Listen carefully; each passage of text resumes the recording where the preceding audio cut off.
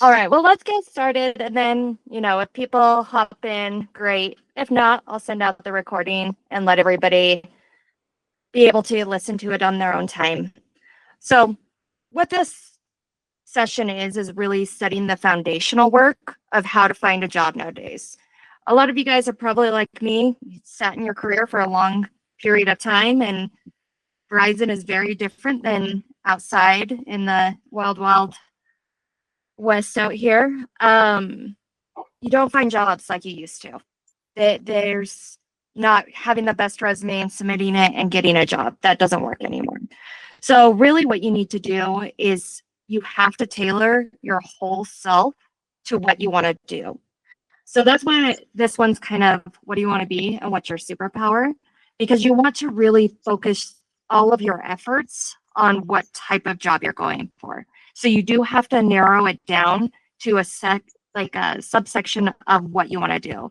So an example is I can't be out there saying, oh, I want to be an operations director because there's so many different kinds of operations directors out there. So you have to be very tailored to, hey, I want to be a director of resource management, or I want to be a director of supplier relationships. You have to really narrow it down because your whole persona online, your resume and your cover letter all have to have that. So I have on here, like, what is your superpower as well? Because everybody has something different than anyone else. And you think about like your star answers or like your behavioral answers, it's the things that come the easiest to you when you're like, oh yeah, I just had a meeting, but that means you're a people person. Or, oh yeah, I just analyzed the data. Well, that means you're analytical. So really looking at your skill set is going to help you be able to tailor where you want to go. So kicking off here, here's kind of what we're going to go through today. I'm going to go through introductions. Then we will go through the series of what I'm putting together. So this is the beginning foundation section, but we'll go through branding and job search here in the next week or two. Then the recruitment cycle, and then all of the steps that we'll be covering. So soul searching, figuring out what you want to be when you grow up. How do you tailor to what that looks like? And then personal brand. And I know, Jason, you hate anything social media, but you do have to have a social media presence. You don't need necessarily the Facebook and the Instagram, but LinkedIn is going to be your best friend as you're going through this job search. Okay. Questions before I hop in?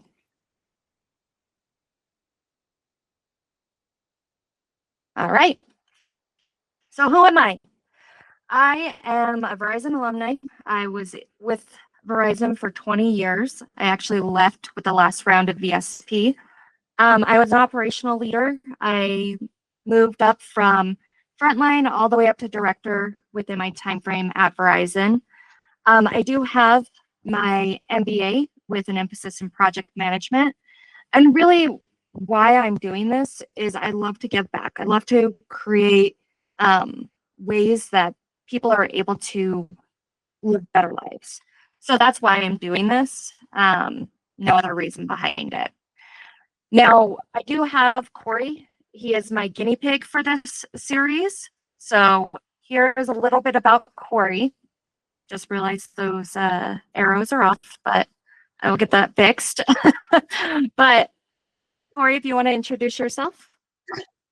Yeah, thanks, Sunshine. I really appreciate you doing this. It feels all too familiar. I worked right on in Sunshine's org with Jason Greeter for several years. It was fantastic, and definitely appreciate your support. So I also am a soon-to-be Verizon alumnus. I was impacted by the recent RIF, and so it's kind of interesting jumping into the job search after 23 years of being there. I'm an associate director in workforce planning and analysis, and have enjoyed my time at Verizon. I do have my bachelor's degree in business management. I'm currently pursuing my master's degree in human resources management. I'm also VLSS Green Belt certified. And most importantly, I have a great family. I have a good wife, and I am a girl dad. I have 4 daughters ranging from the ages of 7 to 18. And when I'm not working, I'm spending as much time as I can in the outdoors chasing elk. And yeah, that's a bit about me. So, I'm excited, a little scared about the job search, not afraid to reinvent myself, but also would love to put my current skill set to work. Awesome, thank you. So, And thank you. sorry, I did mess up that slide. So if we do the series again, I'll make sure to fix that. Okay, No worries. so what is this webinar series? What are we doing? Really, we're going to be laying the foundational work. So how do you identify what you want to do? How do you look at your skill set? And then how do you drive towards a passion? Obviously, passion has to be balanced with lifestyle and salary and those type of things. So we'll go through all of that. Branding, this is the biggest key piece to finding a job nowadays. Unfortunately, with all of the AI out there, everybody has a perfect resume. Everybody has a perfect LinkedIn. So you really have to set yourself apart. And how you do that is through branding and leveraging your network. And then lastly, how do you find a job? So the biggest thing that I can tell you is getting a job interview is impossible. You have to have that branding piece in place before you do the job search, or you will not get interviews, which if you don't get an interview, you can't get a job. So right now we're really working on that foundational work. We'll kind of dip into the other two today, but really we're going to focus on foundational. All right. So this is the recruitment cycle. This is what all recruiters go through out there in the world. So they really identify what is the need to hire somebody. They go through sourcing, screening. Now, this screening phase is very important to understand. They are getting 250 to 10,000 applications per job. They're not going to go through every single one of those. So they're using the AI or ATS, which is the application tracking systems, to screen those. So your resume, your application has to match the criteria in the job rec. So you have to tailor your resume to the job posting, which is similar to what is internal to Verizon, but it's even higher than that.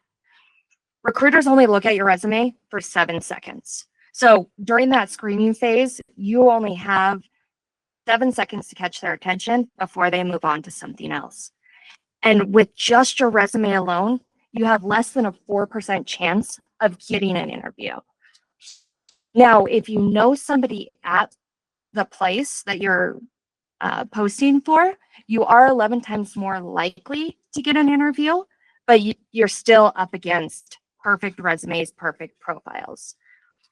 Once you get through that screening, then it's interview phase. And I will put together some interview phase items as well as we go through this webinar series on how to interview and not make it Verizonized, but how to interview out there in the world now that we're working with what we're working with. And then, they'll give you feedback. They'll verify you are who you say you are and make the offer. I've kind of mentioned a couple of these things down here in these boxes. Everybody has a perfect resume nowadays because you have ChatGPT. It's easy to take the job rec and your resume, drop it in ChatGPT and say, make me the perfect resume, and it will. So that's not going to set you apart. Cover letters aren't going to set you apart. Now, you need to make sure both of those things match, but those are not going to get you the interview. You have to be consistent in every single piece of information you're giving to companies to be able to say, this is who I am. And as you can see, I've done all the things to get here.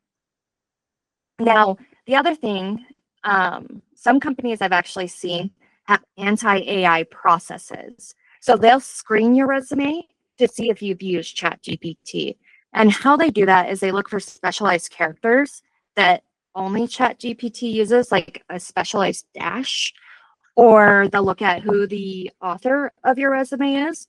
And if the author is showing us Python, then they will screen you out because they know you used a ChatGPT.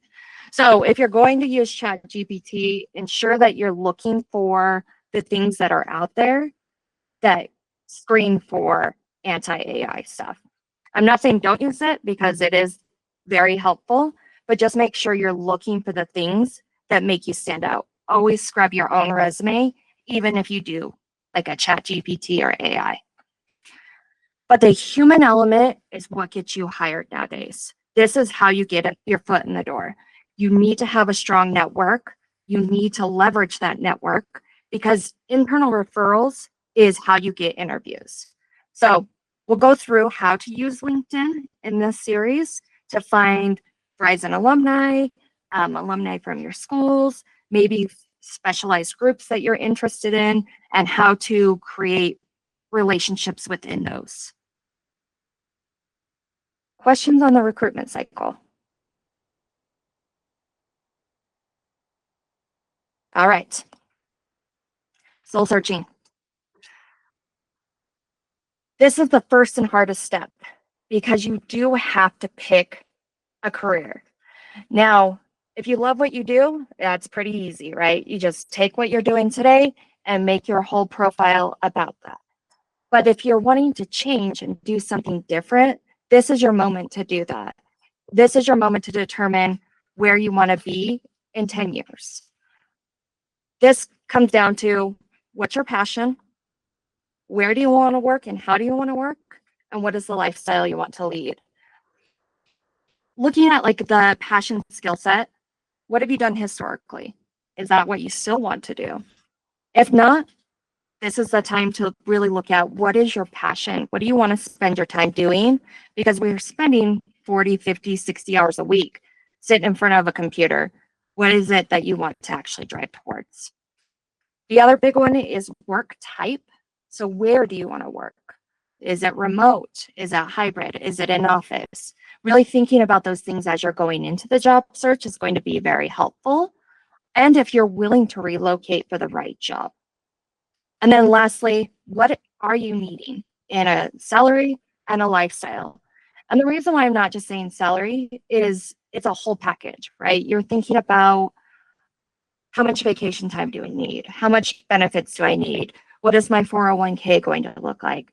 Those type of things also play a part into salary or into benefits.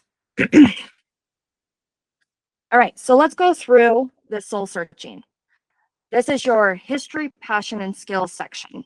I will make sure to send out a copy of this so you guys have the whole package. But really looking at your history, evaluate what you liked and what you didn't like within your careers. And what I would recommend doing is looking at your resume, looking at your performance review, and honestly, asking your friends and family, hey, what is it that I spend all my time doing? Am I happy when I come home from work? Those type of things are very important. And sometimes when you're so close, you don't know if you love it or not. Passion, what do you spend your time doing? And can you find a career doing those things? Some people love social media. Can you make a career out of social media? Yeah, absolutely you can. But is it going to give you the lifestyle you want?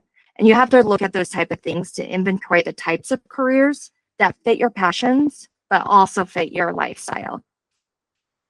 And then the big one is what skills do you have?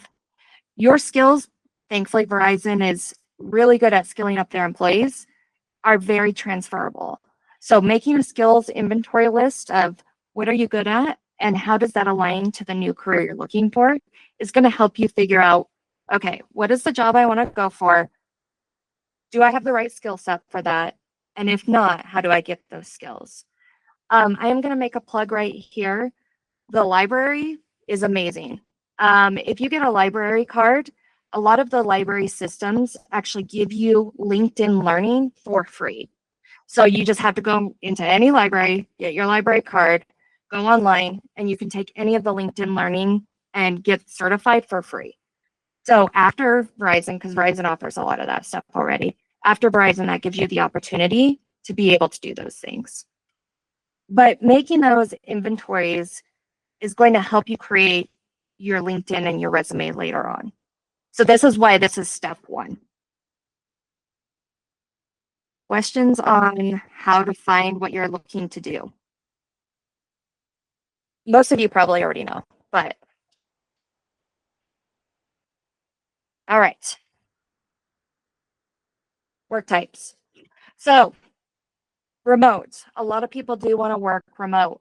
The issue with this is there's a lot of applicants for remote work because it's typically open to all of the United States and everybody can apply for it. So that's where you're getting to that higher end of like that thousands of applications for like every single application that's put in. Nice thing is it does create a better work-life balance and there is comfy clothes involved, but you are up against a lot harder competition.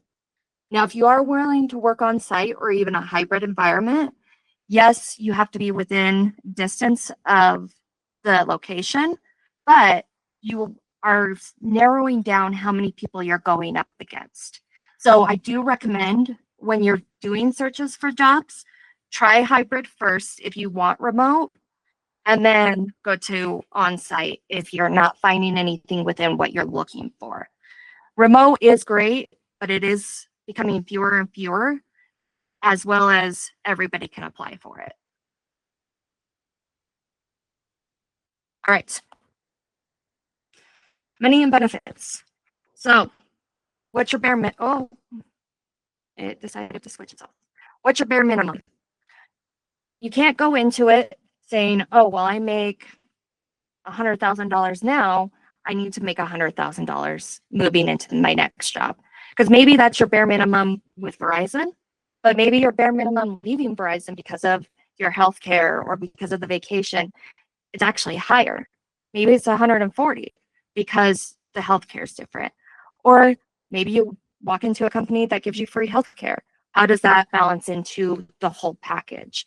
So really thinking about your passions, looking up jobs within that passion. So I'm just going to make up some things here. Let's say I want to be director of business transformation.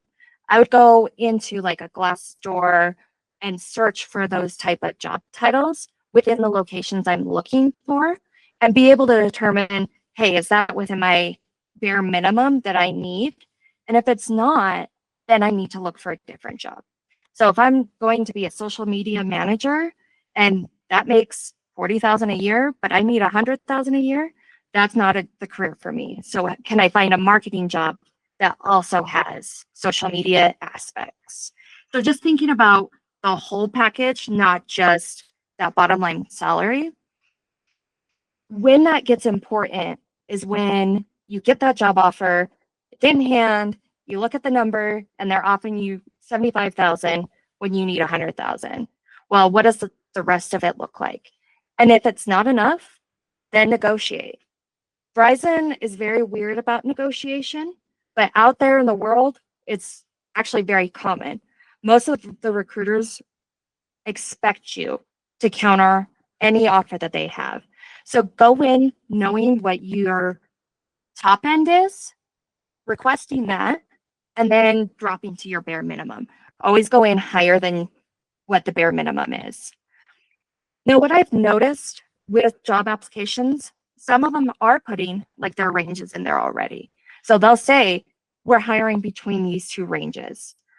When you see things like that, make sure that that fits within your bare minimum.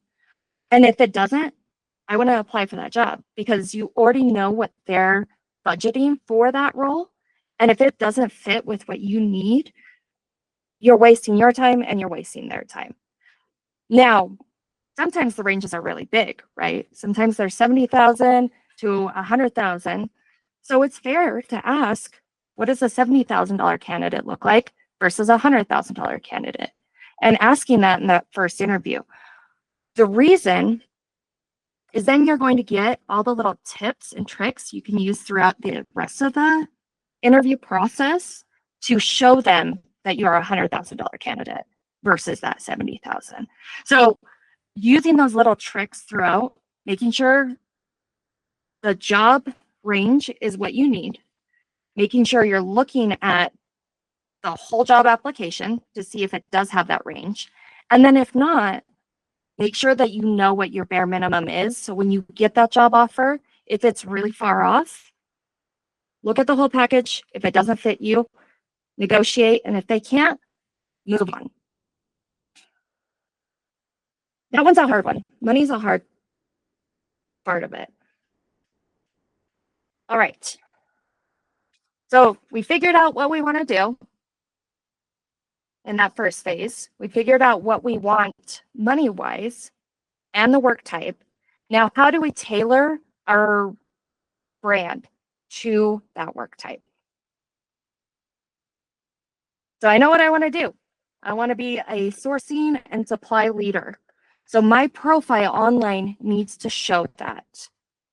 So the first big piece, you need a smiling professional picture on your LinkedIn. The reason, psychologically, people are more likely to hire somebody that they feel a human connection with. So if you have a professional picture that has a real authentic smile in it, you're more likely to get a job because they see you as a person.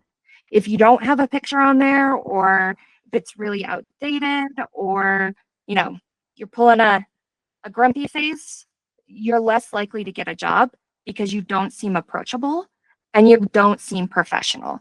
So always make sure that you have a professional picture, even if it's just, you dress up nice, walk out into the yard, stand in front of a tree and take a picture. That's more than enough. Just make sure that it is a professional picture for the job type that you're going for. So if I'm looking for a blue collar where I'm going to go turn wrenches, I don't need to be in a suit. But if I'm going for a director of operations role, I need to be in a suit and showing that I can show up like that every day. So that's the first key. The next is going to be your tagline. Your tagline should say the exact job title that you want. So here you can see mine says strategic sourcing and supply leader. That is the type of job that I would be going for. So that needs to say the exact job that you are hitting the apply button on. So if I was going for a resource management position, that would say strategic resource management leader. Or if I was going for a sales operations role, it would say strategic sales operations leader. The reason is this tagline shows up in the recruiting system. They don't have to click on you to see that. So if they're seeing that immediately, they're going to be able to be like, okay, this person already does this type of job. And it gives you a leg up. In addition, the ATS system on the back end of LinkedIn actually allows them to filter by that tagline. So whatever you have in there will help you as long as it's tailored to what you're trying to go for. Okay, the next thing, your profile URL. This needs to be unique. Don't have it be LinkedIn / a whole bunch of random numbers and letters. That needs to be very unique to you. The reason is, and you'll see it here in a minute on my resume, you put that on your resume. And you don't want to hyperlink it because the ATS system isn't smart enough to pick up the hyperlink. So when you put it on your resume and you input it into a system, if it doesn't have that, the recruiter is not going to go and track you down. You want to make it as easy for the recruiter as possible so they actually go and look you up. And then the last one was, which was a surprise to me when I learned it, this background. It should be something that you are tailoring your job towards. Be it resource management, have something that shows resource management to you. If it's sales, have it show something that indicates sales to you. And the reason why is that shows if you're willing to put in the work to show up professionally. I don't know why. That's just what I've heard from multiple recruiters. But if you use Canva, the software, you can actually go in there and search free LinkedIn backgrounds, and you can just go through it. You can even make different ones. So if you have, you won President's Cabinet or Winner Circle or any of those things, and you want to put that in there, you can actually have it create your own custom background for this section. Okay. I'm going to pause there because I've gone through a lot so far. Does anybody have questions? Hey, Yeah, Sunshine. Go for it, Eric. Yes. I'll go after. Sorry. So, yeah, just a quick question. So what if you mentioned, passion changing, potentially changing jobs, right? If you're not where you want to be. I'm a firm believer in that tagline. I love that tagline. I use it a little bit differently right now than I probably would if I was looking for a job. But if you're changing careers, you're not necessarily a leader in the job that you're looking for. So what do you suggest that tagline is so that you capture the recruiter's attention, but you're not open mouth putting foot in mouth, Yeah. right?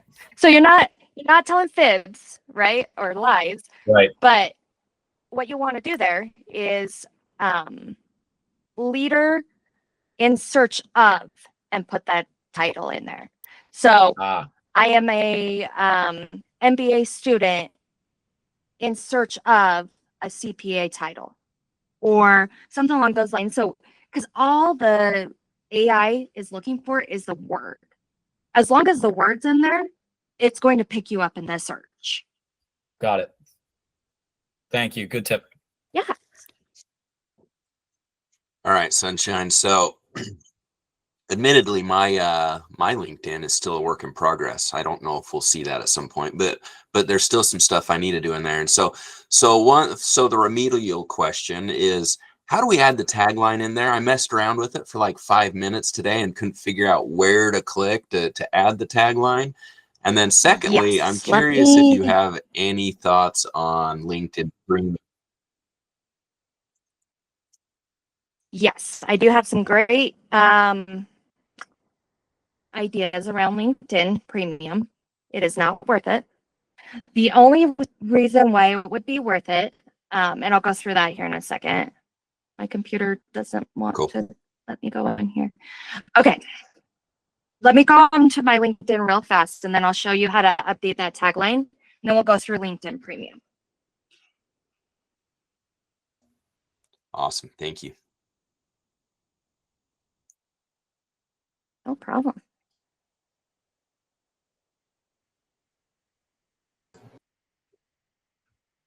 Without you having to change anything on your screen there, Sunshine, the way that you do it is there's a little edit icon right below that background picture on the right hand side.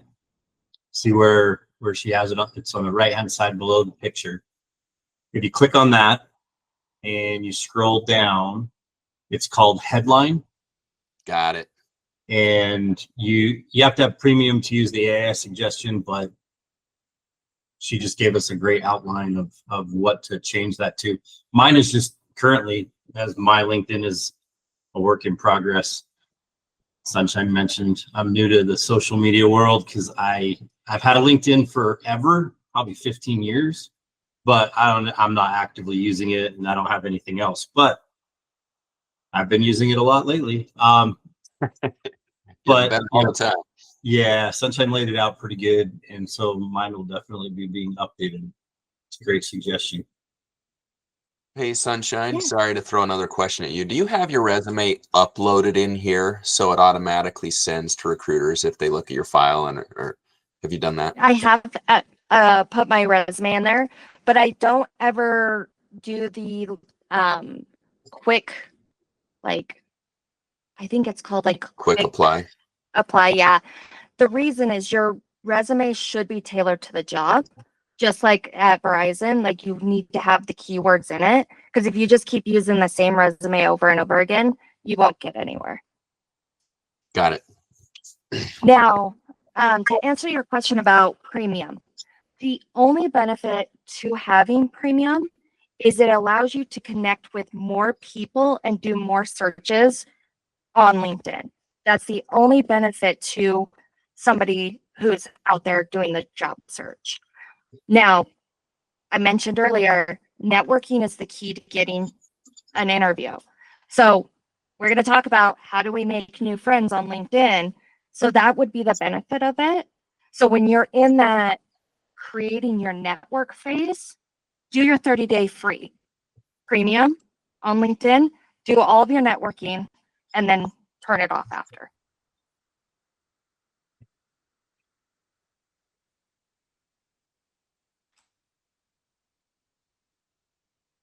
All right.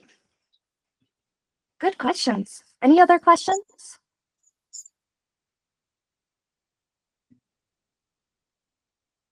All right. So let's go through. This is my about section in LinkedIn. So you can see here, it's very consistent what you see on my profile. It has, it's not changing, so that's cool. But it has like the same things. Oh, there's Corey's. Like my computer is definitely struggling with this meeting. Okay, so you can see it says right there, I do large scale vendor management. That's my very first thing. And it's different than what my tagline said. My tagline said that I was a supplier leadership. This one says I'm a large scale vendor management. Because that industry uses multiple words for the same thing, that's why you see different things, but it all means the same thing. Synonyms are your favorite thing when it comes to building your LinkedIn profile and your resume. Also down here, I say these are the things I want to do. I say these are the leader that I am, but then you see here, I've been able to prove it on paper. Now, Eric, back to your first question or your question about, well, I'm not in the industry I want to be in. That's okay, because you can still translate a lot of what you've done at Verizon into the KPIs that are going to be on that job. So an example is maybe I'm going for a sales leadership job. Well, they have KPIs, they have service levels, they have different things that they have to do. So on my experience section, I use their words and I put in my KPIs. So I say I met quarter over quarter results for X, or I was able to lead a Lean Six Sigma project that reduced Y. So even though it's not the same job, we have those skills that still fit, and you have the measurements that still fit. Does that make sense? Absolutely. Perfect. Okay. And then my resume. So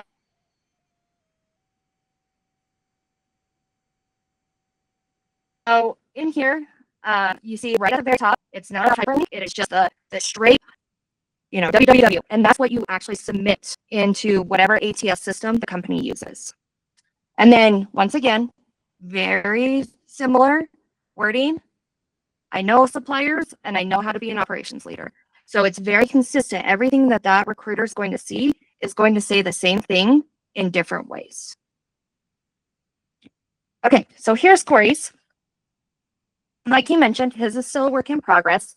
So you can see he doesn't have his tagline yet, but now he will be getting that updated for us. But he does have a very cool it does now. LinkedIn. See, this is what I get for not warning you earlier. But he has a really cool link directly into his. So you see how his actually says the type of job he's going for, workforce planning and strategy. That's very helpful because now when the recruiter gets that resume, says that, they're already going to know that he's tailored his LinkedIn to it. Now, under his about, I am going to have him update this to state in his very first or second, or actually the very first line, something about resource management. The reason, when you're looking at a profile, all of that collapses down into 2 or 3 lines. So if it doesn't hit what you're trying to do in the first 2 or 3 lines, the recruiter's not going to click on it. So make sure that it's easy for them to find that information without having to dig through it. Okay. Good feedback. All right. So let's talk about your brand. This is the hardest but most important part of all of this. How you show up online is how you get a job. I keep talking about making friends and networking and all of that. The reason why it's so important is in the LinkedIn Recruiter site, it actually says one of the drop downs that they have is, do you have a first connection that works at that company? And recruiters use that to take down how many applications they have to go through. Because if you know somebody there, you're more likely to stick around and to do the best you can to put a good spin on that other person. So it creates that level of, well, I don't want to hurt this other person because I'm applying for a job there. But that also gives you a leg up because you can reach out to that person and say, hey, I see that this company is hiring for a supplier manager. I would love to get more information about that. Do you have a few minutes to talk about it? And this could be people that you haven't talked to in 15 years, right? But they're still on your LinkedIn, so you can still find them. So we'll go through searching on LinkedIn on how to find that the right way. The other key when you're applying for jobs, you want to apply within the first 24 to 48 hours from when the job posts. The reason is the recruiter's only going to go through the first 1 to 5 pages of what they get. So if you're applying 3 weeks after the job's posted, they're not looking at your application.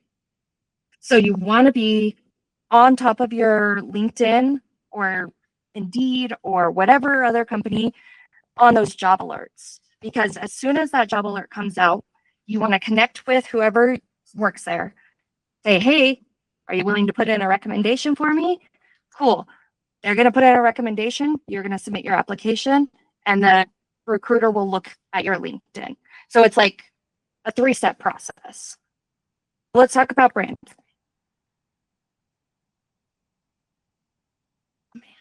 Okay, so, oh, dang it.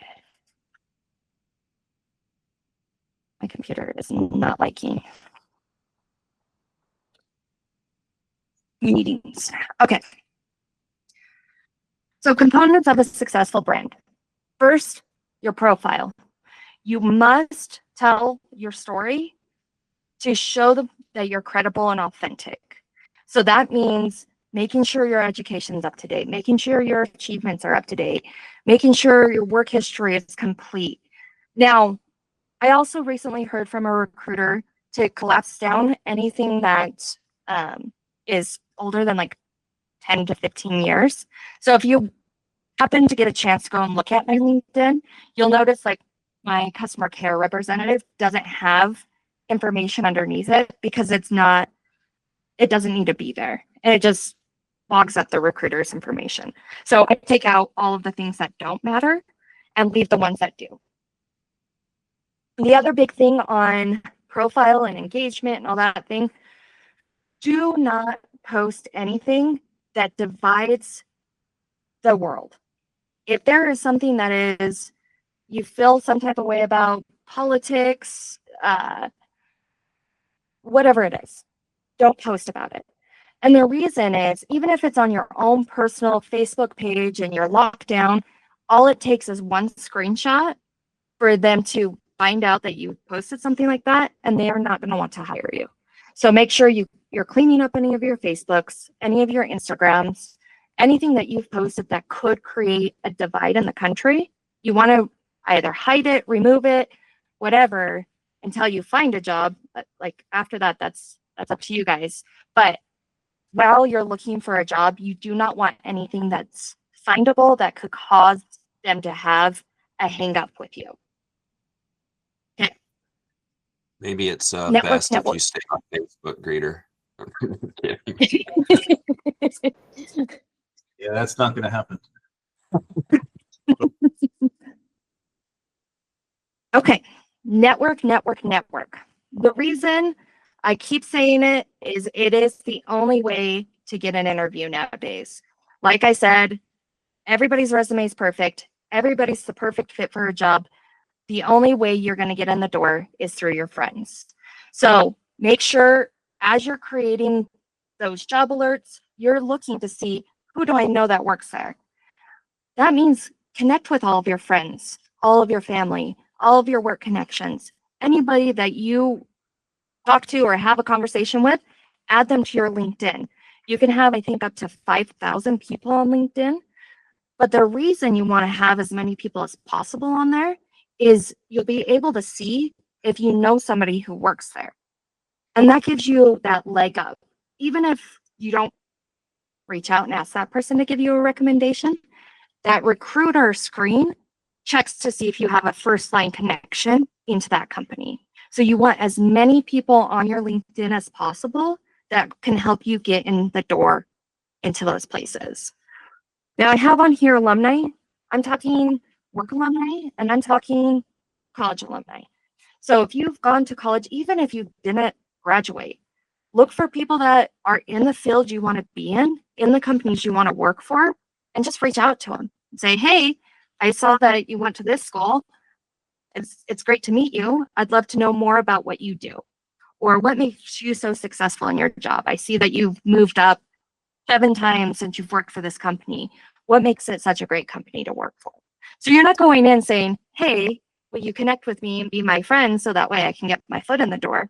You're going in asking them to tell you why they're so cool, and then you're going to get your foot in the door. So yes, we're using the buddy bench system here where you're sitting on a bench trying to find as many new friends as you can, and it's weird making friends as adults, but this is how you get your foot in the door. Now, to take that next step forward, you have to also engage. You can't just connect with them and leave it be, because if they can give you an internal connection or an internal referral, it just gives you that one more leg up. They can take your resume, go and hand it to the hiring manager and say, hey, this person's been talking to me about coming over here. I think that they would do a great job. They're very curious and very interested. It's going to just help you even further. So you want to like their stuff. You want to comment on their stuff. You want to post things that could be in that same field for 2 reasons.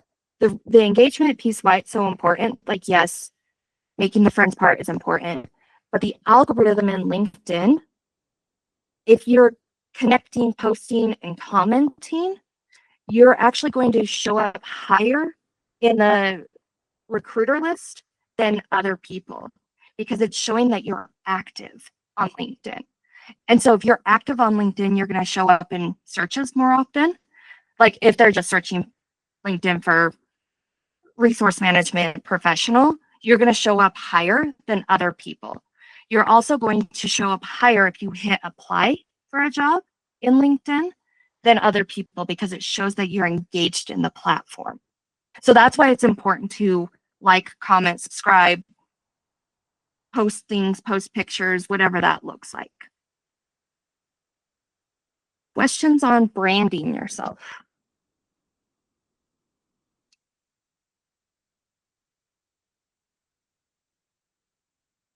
Oh, that's a great question. There was a question, what about orphaned accounts that were subsequently hacked?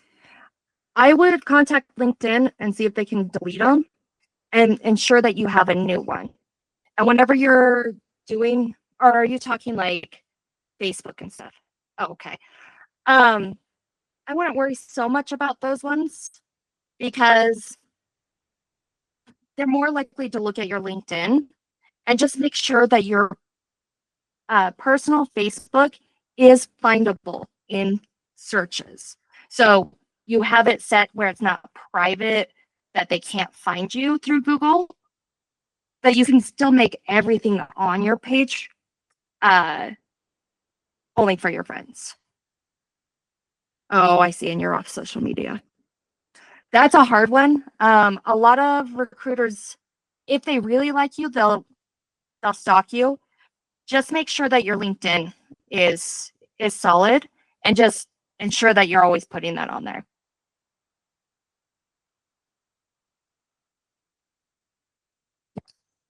Okay. Any other questions on branding? Kind of on the same topic. I am a social media. I abhor it. I use LinkedIn tremendously. Right. I'm on LinkedIn all the time. I have an Instagram account because I was told to set one up at one point for work. I use it occasionally. I do kind of surf it, but I don't really do anything professionally with it. I don't have Facebook, and I don't really post, and I don't really do anything else. Is that a negative, or is it just kind of neutral as long as LinkedIn is It's neutral. there? They will search for you. They will look for you. Thankfully, a lot of people don't put as much into that anymore.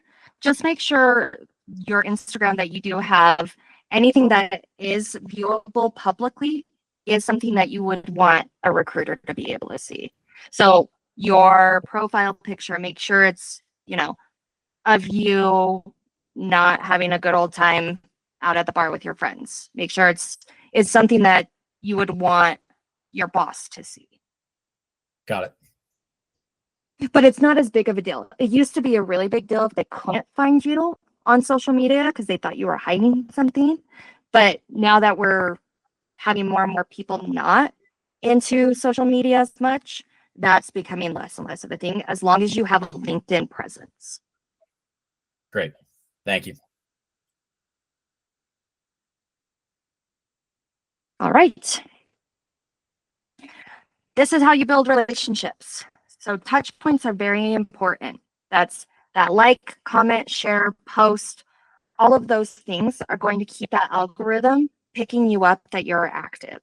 You want to post at least once a week, and you want to comment or like things at least, I would say, 10 times a week. I would probably try to do it like once or twice a day, even if it's like little things like, oh, congratulations on this, or just liking something or reposting something for reach. The cool thing about LinkedIn is when you like something, so you can see here, Stan and Andrew, he liked this post and it still showed up in my feed. Oh, I think there's one more click. Yeah, it still showed up in my feed. So he didn't do anything but hit the like button. And now I have this revenue systems administrator that I can share with my network to be able to help them find jobs. So being able to do that really helps drive things around in LinkedIn. But reposting or adding comments and all those kind of things also helps you build trust with the person that you're connecting with or having engagement with. All right. I think that is the end of, yes, that is the end of this session. Oh, I lie. Content rules. Stay away from divisive topics. I know I've said that multiple times on here, but just make sure you're not creating waves don't need to be created. Only share what is good for everybody, but it's okay to share success. That could be your team. That could be your organization. That could just be like, hey, I completed a marathon. Anything can be posted on LinkedIn to keep that algorithm going, but it also makes you human. So if you're posting things that are personal on there, like I just got done with this 5-mile run and I'm so stoked, great. Or, oh my goodness, I'm so glad that my sports team won the game this weekend. That's okay too to post on LinkedIn because it's just to create that connection. Now, I know some people are like, well, isn't LinkedIn only for professional stuff? Yes, but recruiters also want to know you're a human. So if you're just on there posting about your professional stuff, they're going to be like, well, are they going to be boring? Because I don't want to spend 40 hours a week with somebody who doesn't talk about anything except for how cool they are. So just making sure to constantly connect. And then this tip, schedule posts for when you're traveling. What that means is you can go into LinkedIn and create a post, and then you can schedule it for a later time. So if you know you're going to be on vacation next week, you can schedule posts to go out next week. So you're not having to check LinkedIn when you're on vacation, but you're still keeping the algorithm warm.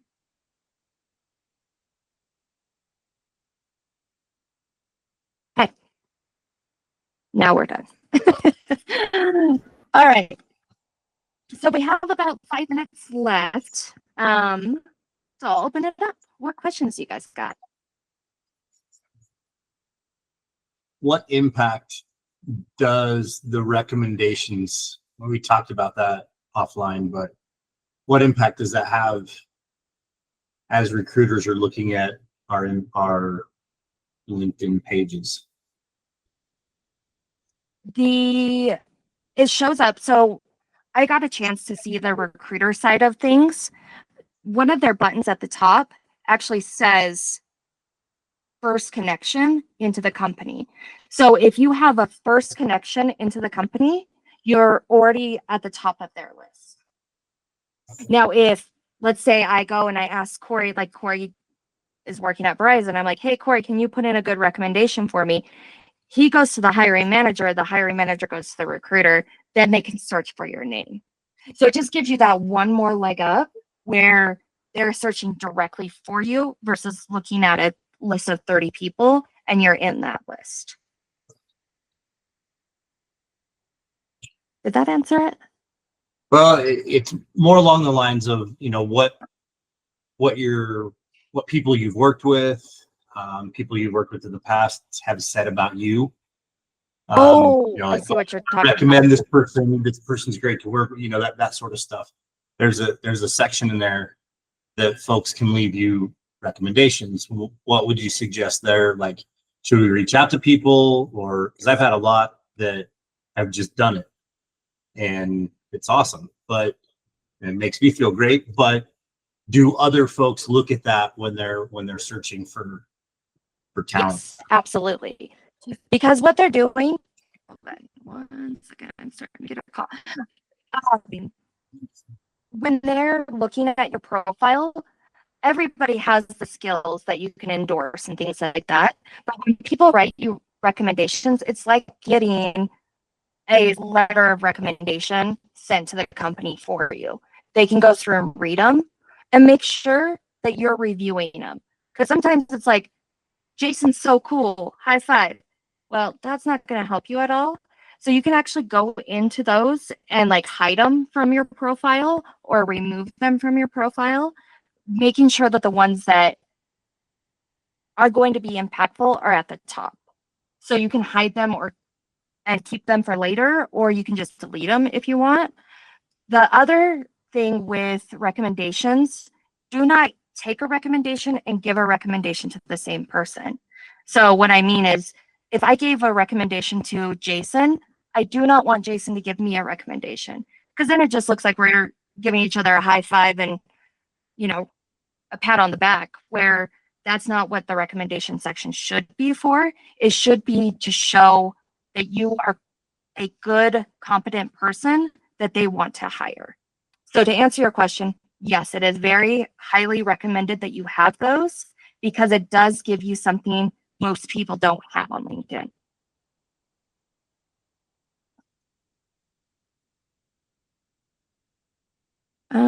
Do recruiters care about your LinkedIn SSI index? Honestly, I don't know what an SSI index is. It's the social selling index. When we were doing a lot of like LinkedIn trainings, it was important, internally, right? And people were like, oh yeah, you should this. It just basically shows that you're active on LinkedIn and the categories that you're active in.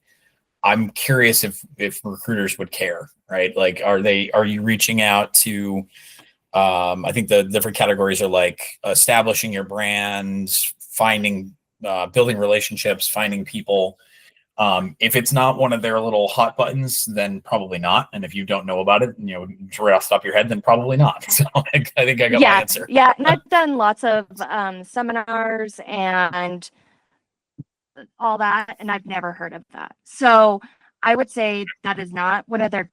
There's like 5 buttons at the top. Oh, sorry. Back to location. I need to hit on that before we go. But the buttons at the top are location, job title. If you have somebody who works there, they look at that tagline, and then they search for specific words within your, so they search for accountant when they're looking for an accountant. Now, I stopped and paused because on the locations, if you are willing to move, make sure that you list that in your LinkedIn profile. So if I was willing to move to California, for example, I need to add that as one of my locations in LinkedIn. Otherwise, I will not show up on the recruiter's list, even if I applied for the job and I'm willing to move for it, because they're not going to filter it to people who don't live in that area. So if you're willing to move, make sure you include where you're willing to move to.